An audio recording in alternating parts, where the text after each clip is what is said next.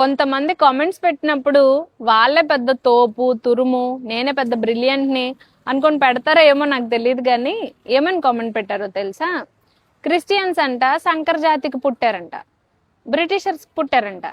Britishers వచ్చిన తర్వాతే ఇండియాకి క్రిస్టియానిటీ వచ్చిందంట. అంతకుముందు క్రిస్టియన్స్ అనేవారే లేరట. కాబట్టి మీరు మా దేశంలో ఉండకూడదు, మీరు ఏసే కోసం చెప్తున్నారు కాబట్టి వేరే దేశం వెళ్ళిపోండి అని కామెంట్లు పెట్టారు నాకు. వాళ్ళందరికీ కూడా ప్రభు పేరట వందనాలు, గాడ్ బ్లెస్ యూ. అయితే మీరు వాస్తవం తెలుసుకోవాలి ఏంటంటే, ఇండియాకి క్రిస్టియానిటీని ఫస్ట్ తీసుకొచ్చింది బ్రిటిషర్స్ కాదు. బ్రిటిషర్స్ మన దేశానికి ఎప్పుడు వచ్చారో తెలుసా? 17th to 18th సెంచరీలో వచ్చారు.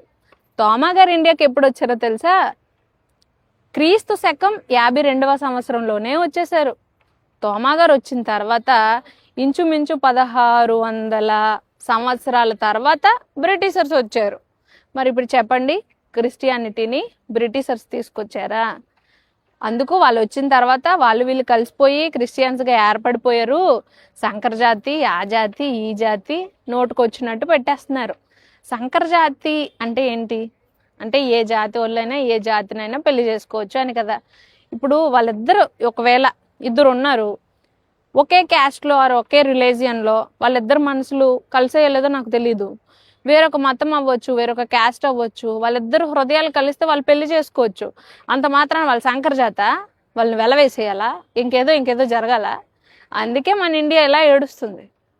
డెవలప్మెంట్ కోసం ఆలోచించరే, ఈ కుల మతం అనే పేరుతో ఇక్కడే ఉండిపోతారే. ఏంటయ్యా మీరు కొన్ని వ్యాలిడ్ క్వశ్చన్స్ అడగండి, నాకు తెలిస్తే నేను ఆన్సర్ చేస్తాను, తెలియకపోయినా తెలుసుకొని చేస్తాను. అంతేగాని నోటుకొచ్చినట్టు చెప్పడానికి ప్రయత్నించను. మీరు కూడా నోటుకొచ్చినట్టు కామెంట్ చేయకండి.